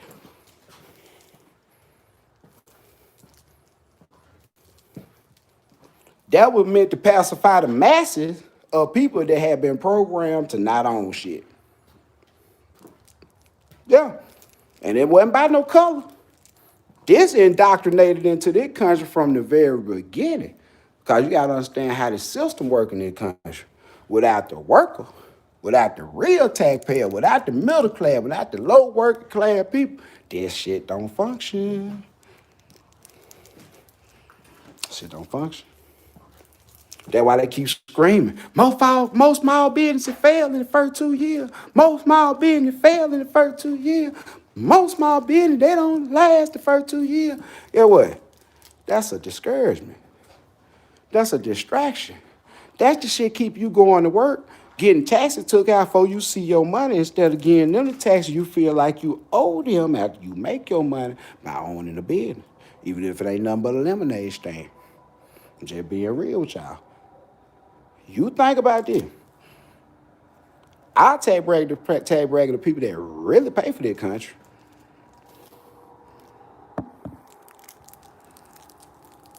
Say what you want to say.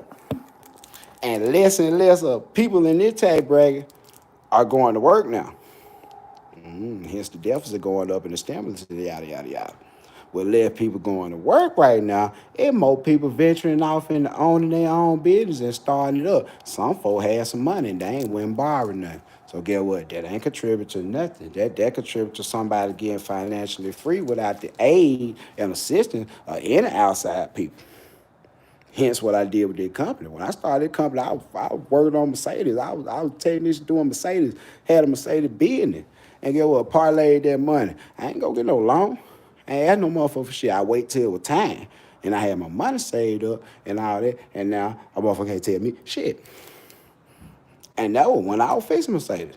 All that was LLC and business license and all that shit was legit. I had general liability, comprehensive, everything. I don't need Mercedes I was working on. Guess what? As they come in, they had coverage on. I could blow that motherfucker up. They were gonna buy you another S-Class.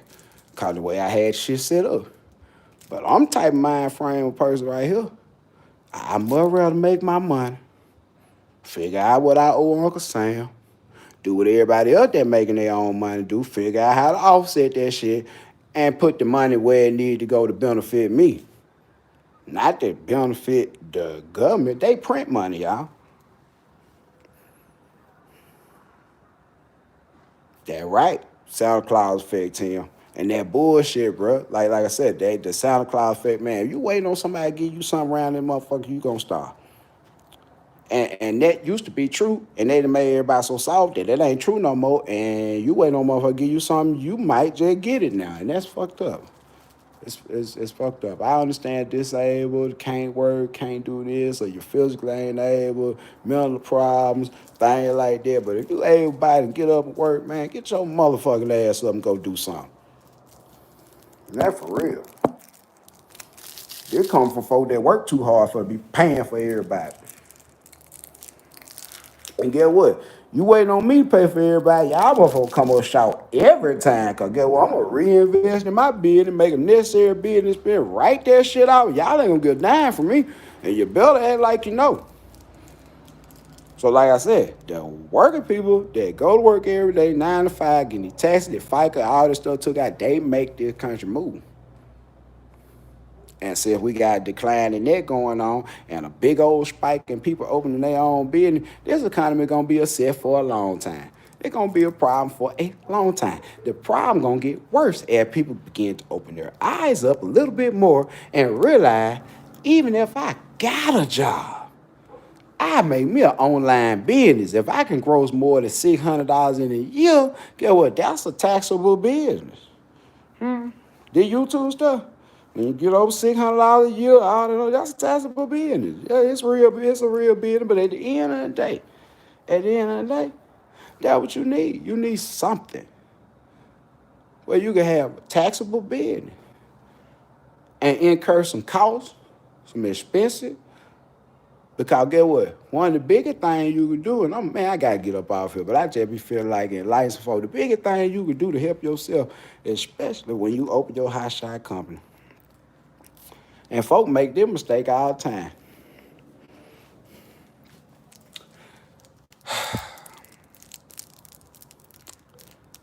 They'll make the physical address a P.O. box number, a P.O. box.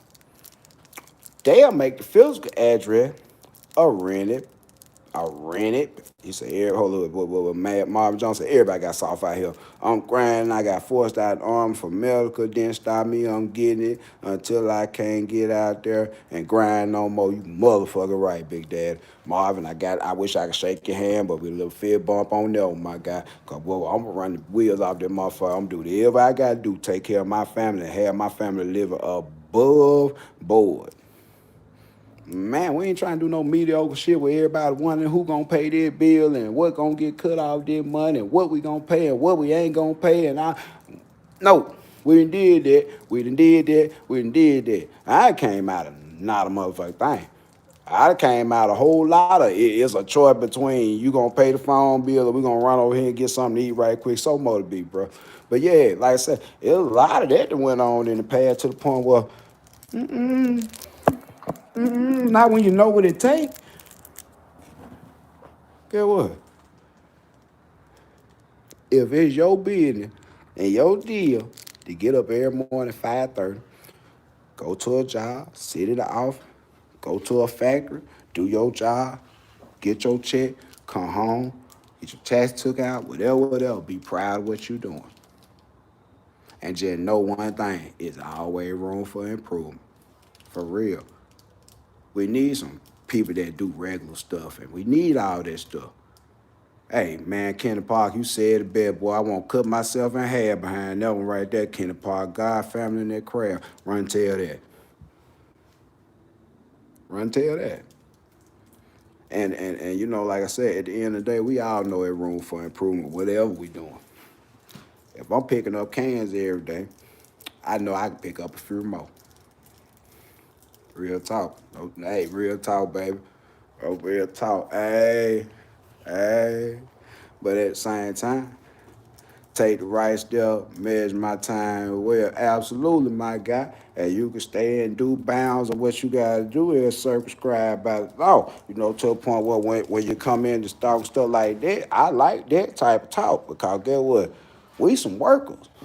Even if you're working for yourself, you gotta understand we some workers. We are some workers. What you billing though? Question is what you billing. We some workers. Everybody a worker.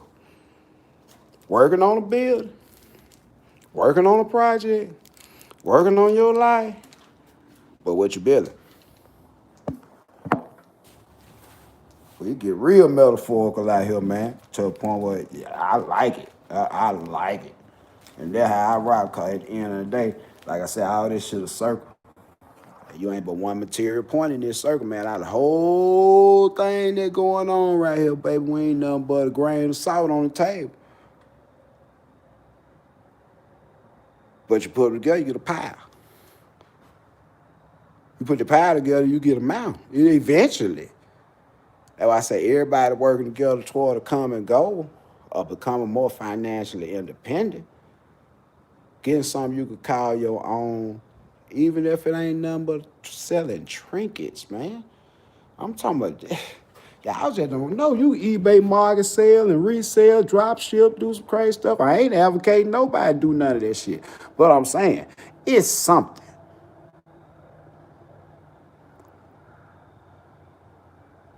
What was the mistake you were being?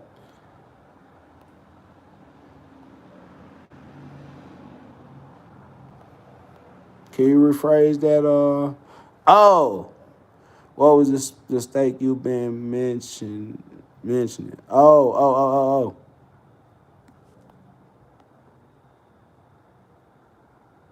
Mm. A man is made for work. If he don't work, I feel like letting myself and my family down. And then that's the real. Because like I said, weak motherfucker, cow, that zombie gonna die 1,000 times. Listen to me good, man. Wow, the depression and postpartum this and manic this and all these mental problems and everything. A lot of this shit resulted in people not keeping it 100. Say that again. A lot of the mental problem that people got and depression and all that shit where they can't get life right and shit bad keep happening to them. It come from not keeping it 100 with they self first and then everybody around them that love them. Cause get what? The worst person to lie to is yourself now. And you'll come up 10 years later and realize everything you've been talking been bullshit and really don't nobody fuck with you no more. Thumbs up if you know a lot of homeless people on the road homeless because they want to be.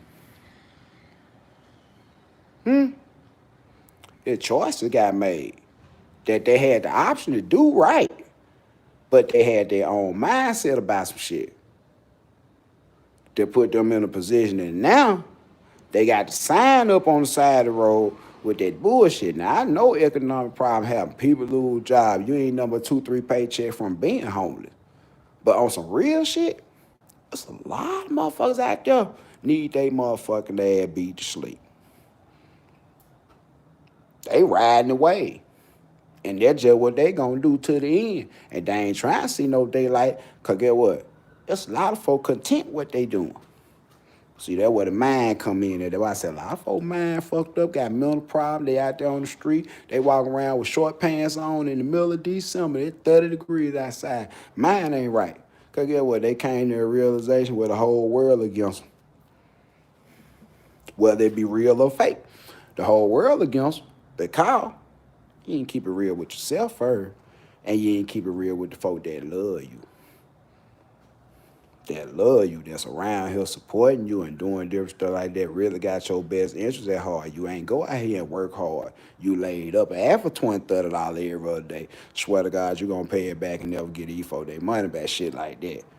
To a point where when some big shit come up, you think everybody supposed to be in line to help you. They remember all them times you thudded and fought it ass to death and didn't pay it back, and you asked them for some real shit. You might be like, man, let me get $500. That's all I need. I'm finna go CDL school. I'm finna turn my life around. I ain't finna do the crazy stuff no more. And get what? 5 of them folk might have $500. They not finna put $100 a piece up to help your ass.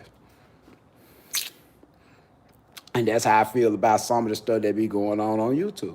Because some of the stuff that people done told people to do that they knew they wasn't going to work, that wasn't going to work and stuff, eventually somebody going to hit you in your eye in one of these truck stops. I don't wish no bad luck on nobody. Did all right. I don't wish no bad luck on nobody. Life will do it to a motherfucker. I ain't got to say shit. But just know this. There's some people out here that did some shit so underhanded and pulled some wool over some folks' eyes so bad about their high shot, and among other things, gurus about this different kind of trade and all that type of shit folk done did. And then get what? When a motherfucker see you in public and he a real motherfucker, he gonna bust you dead in your eye. Try and make that bitch hang outside of your head. Motherfucker gonna bust you dead in your eye. I'm just be honest with you, might kill you, but at the same time, depending on how folks get fucked over and how they accept it. See, you can't tell nobody how to feel once you fuck over. That's why you can't tell me what to say. When somebody says some crazy shit, do some crazy shit to me, you can't tell me how to react. You can't tell me how to complain. They're like how they do us in this country right now. Even with that Black Lives Matter, I ain't out there doing no protesting and nothing. But guess what? I done got my ass whooped. Numerous came by the police, got drawn down on. Numerous came by the police. Goddamn me accosted by these motherfuckers. A minute came, damn near got killed twice by the police. Guess what? I ain't out there ripping and running around. But guess what? Guess what? At the end of the day, if you can't understand, get your motherfucking ass on. Just don't say nothing. If you can't understand, you don't get it, you just don't get it. But at the same time, don't be part of the problem. Don't be part of the problem. 'Cause I ain't with that bullshit. I'm talking about on bullshit level. I ain't with no bullshit. I don't care how you bring it. I had my last owner operator, Mississippi Black, get called by 6 niggas up there in Utah about 3 weeks ago. Know why?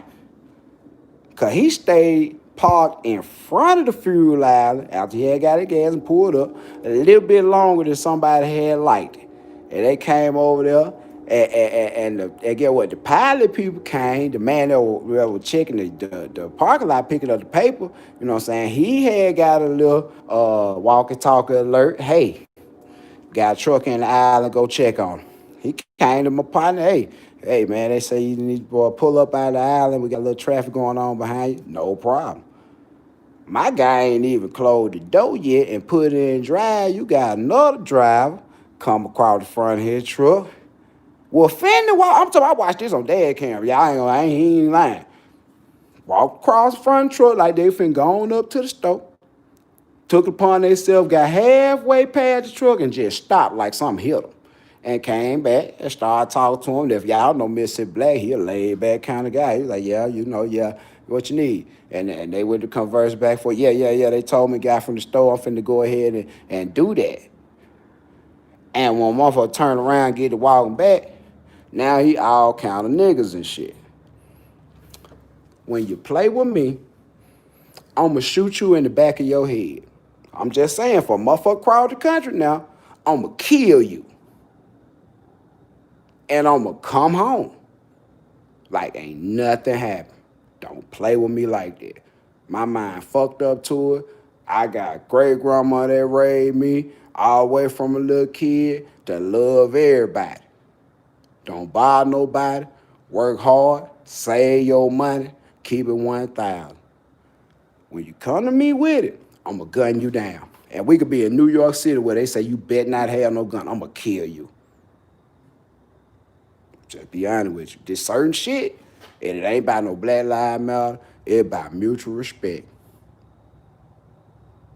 Cause I ain't gonna disrespect no man. I'm gonna respect everybody else, man or a woman. I'm gonna treat you the same as we keep going until you show me different. But the shit that happened to Mississippi Black, I'd be locked up right now. I'm just saying, I'd be locked up for it.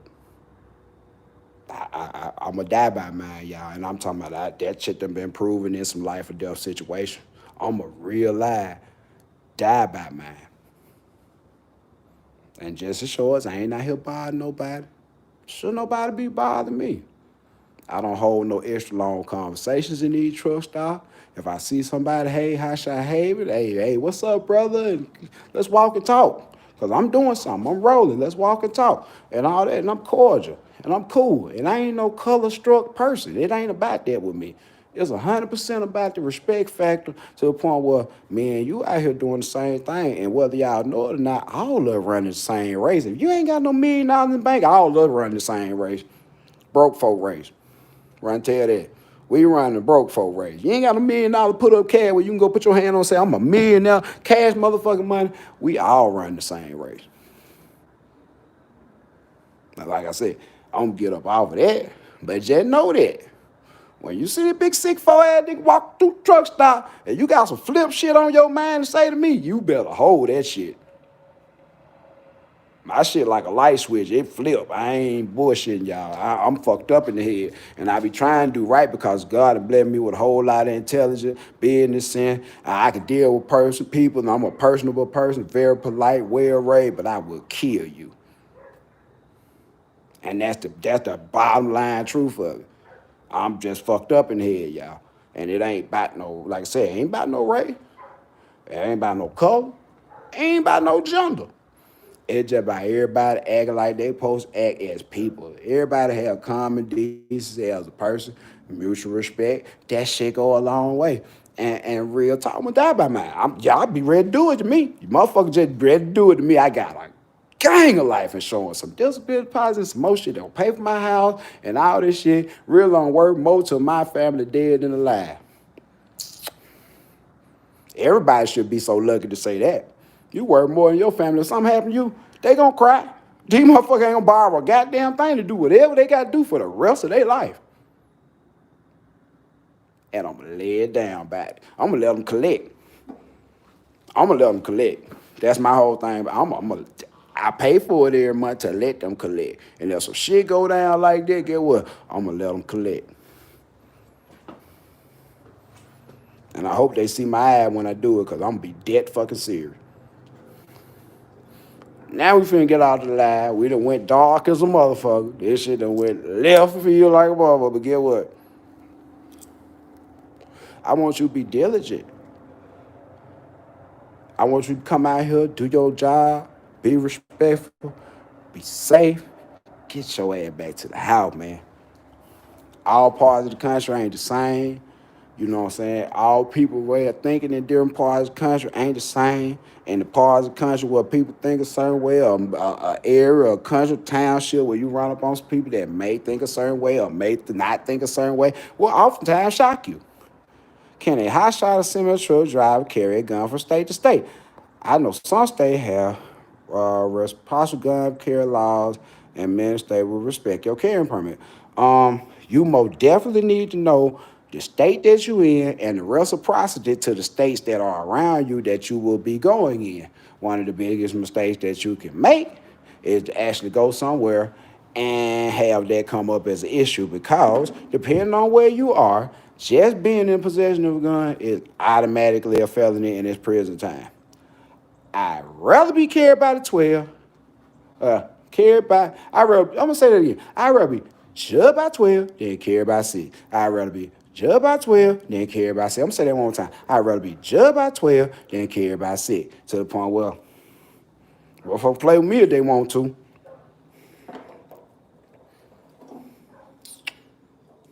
Play with me if they want to. There ain't no pea shooter, ain't no 23. It's a Ruger 57. Yeah. My handgun shoot assault rifle bullet. So I ain't bothering nobody. Like I said, my handgun shoot assault rifle bullet. I ain't bothering nobody. Leave me alone. Please leave me alone. Yeah. Yeah. David Harris, yes, 5.7, sir. Very, very, very, very evenly balanced, low recoil, big shell shooting motherfucker. I used to tote that Desert Eagle, but I don't, man, that motherfucker is way too big. Yeah, yup. It ain't the FN though, bro. It's the Ruger. It's the Ruger. It ain't the FN though.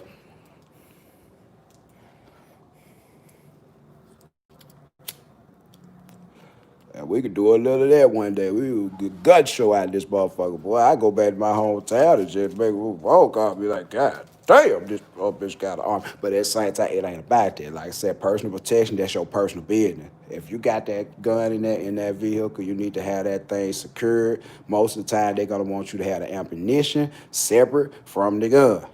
Ammunition separate from the gun open chamber, not loaded, not ready to be fired.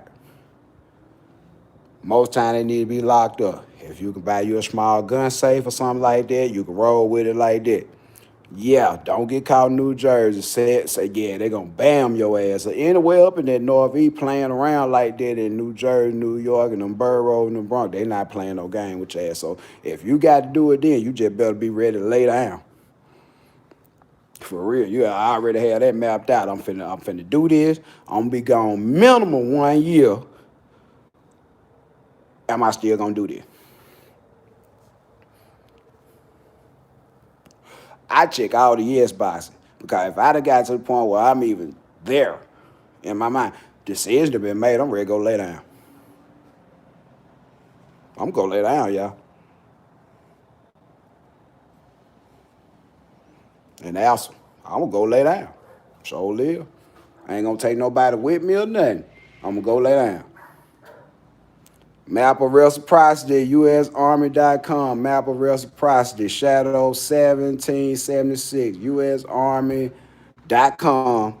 Map of reciprocity, y'all. Y'all can look at that and see which one. Yeah, it's all good, bro. Nah, fuck that spelling, man. They know what you're talking about. Yeah, you can check that, though. Check that, y'all. Because, like I said, Texas cool. Alabama cool. Louisiana cool to an extent. Georgia kind of alright, but you can't take my word for it because my license don't go where your license go if you from somewhere else. With all the money you're making, you need to chew, start smoking chew rice cigar like Clint Eastwood smoking the booth. God damn, Till. Hey, man, Dave over here trash too, man. I'm talking, hey, real talk. I don't want to get into them grown man cigar, man. I try to keep my cost of operation down, bro. That shits, I was smoking for a little bit. Them shits, man, I'm cool. I'm cool. I'm gonna leave that to the real devil now player that be drinking cognac and shit in the evening time. I'm gonna leave that to them, cause, hey, man, them motherfuckers I was smoking with $38 a piece. Wait a minute. Wait a minute. Nigga, you smoke 3 cigars and burn up a hundred. Wait a goddamn minute. Hold up, this a dope habit, ain't it? Like a crack habit. You do $100 a day. Shit, I know some folks dope habit ain't $100 a day. They sneaking and geeking and they keeping it under control, whatever that mean. But they ain't spending $100 a day. I spend $100 a day on 3 cigars, man. $2.50 for a box of black, like $5, like $5.50 for a box of black. You know what I'm saying? I'll be honest with you, man. All this shit against you, but at the same time, I ain't gonna fuck my health and my pocket up at the same time. It's like, goddamn, I gotta have one of them. Oh, you think it's a gang? Go on up there to New York somewhere and try to buy you some. Oh, psh, man, go to Washington State. Washington State really gonna make everybody quit if they do that shit everywhere. Cause Washington State, one black and mild, $3. Yeah, hey, I can believe that, bro. I can believe that. And then you go somewhere simple like Alabama and realize when you get over there, they state tax 10%. I ain't never seen shit like it in my life. I said, man, this shit supposed to be driving folks away from the real estate market and everything in Alabama, man. That shit was crazy, man. I went to Burger King, spent $13 for hamburgers and fries with the tax on there like that. I was like, damn, y'all. Y'all make a lot of money over here. I asked some folk while I was over there. Y'all make a lot of money over here or something reading their taxes, y'all like that? Nope. They said we were gonna get a pay increase a few years ago. Man, you folk robbing the shit out of these people, man. 75 cents for a single. Yeah, that about right. 79, 89 cents, maybe $1 for a single. You go to Washington State, that just $3.27 for a single. Yeah, tell free that. Hey, man, Georgia's a cool ass spot, man. It oversaturated a little bit, man. I just, but high shy wise and all that, some of the best expedited freight you gonna find gonna come out of Georgia. Hint, hint, tell you that. Hang around in Georgia, you never know what you might get coming out of Georgia, man. Real talk. Cause there's a lot of little small places, and boy, they making shit in the woods and everything in Georgia, so you just really ain't never say. But like I said, when it comes to stuff like personal safety, personal space, that shit is not to be compromised. That is not to be compromised. Our objective is to come out here, get some money, go home. Anything standing in the way of that shit, I'm walking through it like I'm walking through a open door. I'm gonna act like it ain't there. Whether that be mechanical problem, whether it be problem with the truck, the equipment, the scheduling, whatever trying to keep me from getting that dollar and coming home, it got to go. And that's for real, it got to go. And that's the type of mentality you gotta have when you come out here. That flat that just happened, man, get that shit fixed. Put that shit in the back of your mind and go on about the rest of your day. You can't dwell on this shit. You dwell on it, that when you gonna start fucking up because your mind somewhere it ain't supposed to be. Your mind supposed to be on what you doing, not what happened yesterday, not what happened last week. That's why I said you gotta have your mind right, along with your money, and your work ethic gotta be the same. All this shit got to add up. My boy said he stay out of liberal states. That shit crazy. Hey man, I ain't gonna lie, y'all. Hey, that Democratic Republican shit that turned to a game. They throwing up red and blue like the Bloods and the Crips now, man. I don't know what to say, man. All I say, go exercise your right to vote. Vote as you choose. I ain't got no thoughts about it. You vote for whoever you want to vote. Cause at the end of the day, them people don't run a goddamn thing. They got some power. They get to say some shit, do some shit, make it seem like they done pull something off and all that. But these senators, that these congressmen, that these people at your state level, these them people at your local level, that up under these people that do shit that really affect your life now. Don't let the figurehead fuck you up. I'm gonna say that again. Don't let the figurehead fuck you up. It's just like owning a hotshot company or a trucker company with 150 trucks. Get what? Them 150 truck make all that shit happen. That dude that own that company, he just the face of it. And he got veto power. He can say what he wants to say. He can vote some stuff. He can bring some stuff to the board. But at the end of the day, all them folk driving them 150 truck that you pay a little or nothing, them the folk that make shit happen. He's Noble Enterprise. It's Jonathan in Hot Shot Haven. Get what? Yeah, I make some shit happen just because I still drive trucks and I still get out here and get it on my own and but everything. But it really them people around me that make this shit keep going like the way it going. And it's the system that done been put in place that make this stuff be locked in the way it is. It's not a coincidence. It's not an occasion.